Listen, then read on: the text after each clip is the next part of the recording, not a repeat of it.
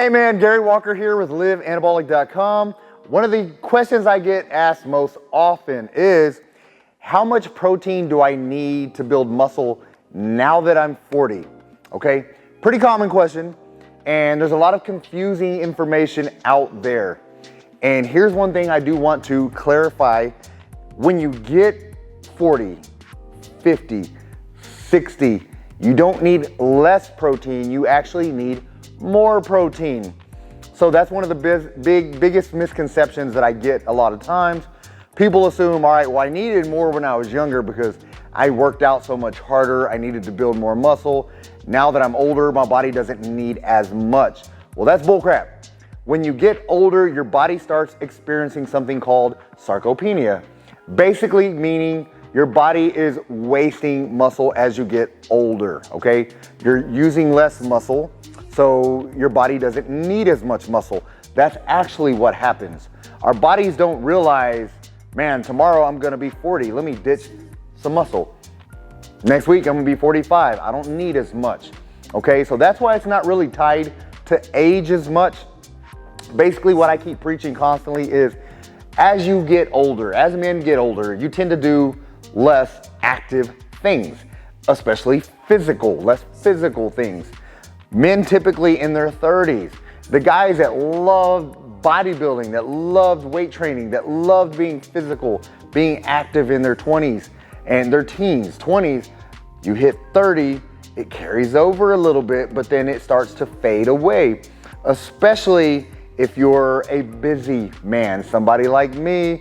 I've raised 3 kids, been married 24 years, had a full-time corporate job, and trained clients. So 2 jobs, 3 kids, a wife. So I get it. Life gets busy and it's easy to push working out aside. All right. For me, that was never an option, but unfortunately for a lot of men, it is. So when that happens to you, then you're not using near as much muscle. Over the years, you had to build muscle to keep up with your lifestyle, keep up with that physical activity you were constantly putting your body through. So you had more muscle and your body held on to it.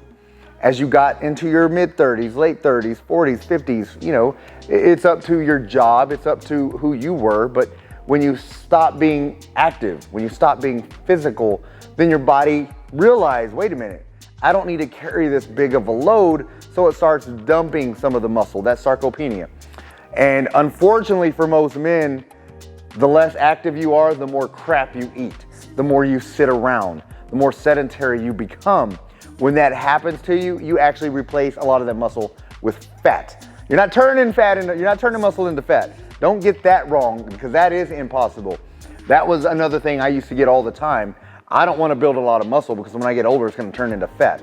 Well, obviously that's not how it works.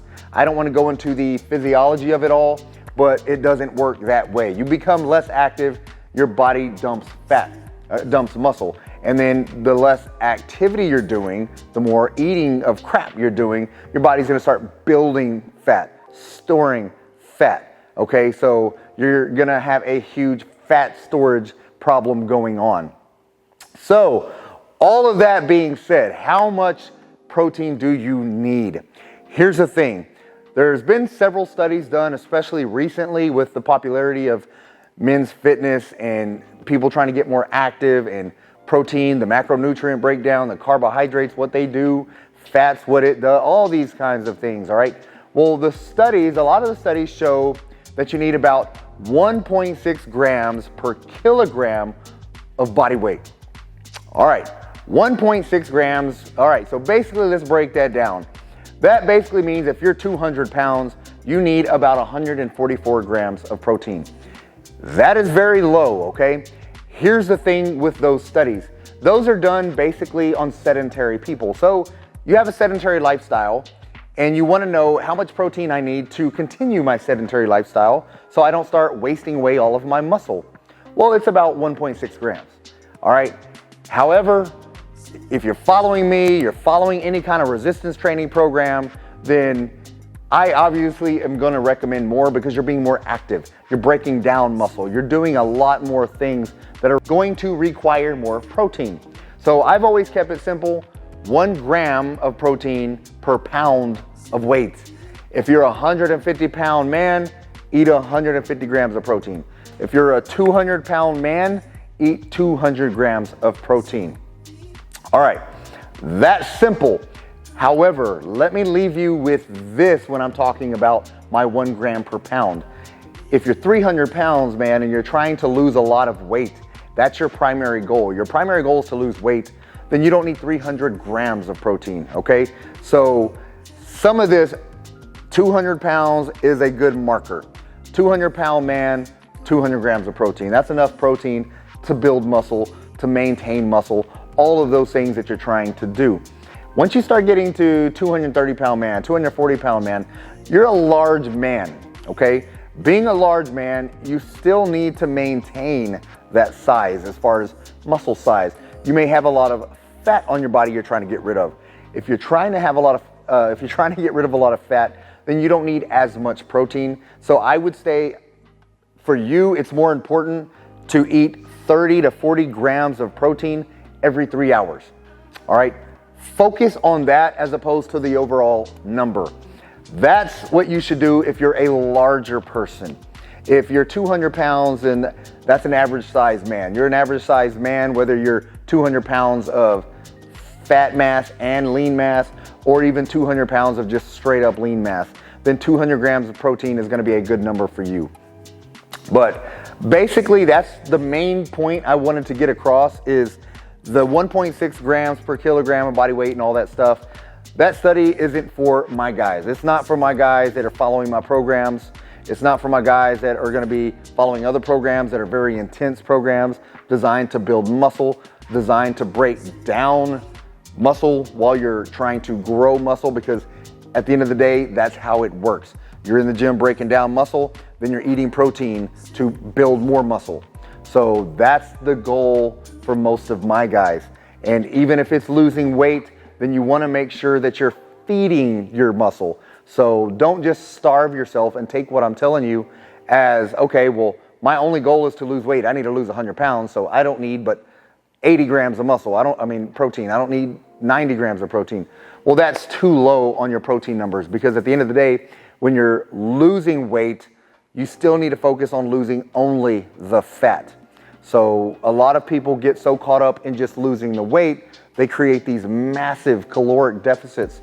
And what that does is you're losing a lot of glycogen, a lot of water, some fat, and a lot of muscle.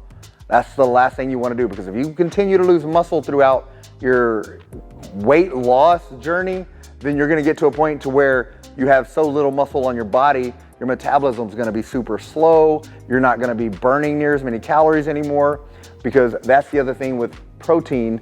Protein has a high thermic effect. So all macronutrients, protein, carbs, and fats, protein has the highest thermic effect, meaning when you consume protein, your body's going to burn more calories to break down that protein in your body. For your body to assimilate all the nutrients in that protein, your body's gonna have to burn more calories, which means burning more fat, which is another huge benefit, which is why you guys that are bigger and carry a little bit more mass on you, I'm saying 30 to 40 grams every 3 hours, because of the thermic effect of feeding. So every time you eat that protein, your body's gonna ramp up the metabolism and start burning some calories to break it down for the nutrition, for the assimilation process. All right, another benefit, it reduces your appetite and hunger. So protein is one of those things that if you're constantly craving crap, constantly hungry, then eat some protein and eat it with some fiber, even better. Fiber, eat protein and some veggies, protein and a salad, something like that, and it's gonna help offset all those hunger pangs you're getting. The hunger pangs, the cravings, all of that can be set aside, can be dealt with more protein, and especially, like I said, if you combine it with fiber. Of course, the main thing with protein, just to reiterate one more time, is protein is required for muscle building. It is a building block for muscle.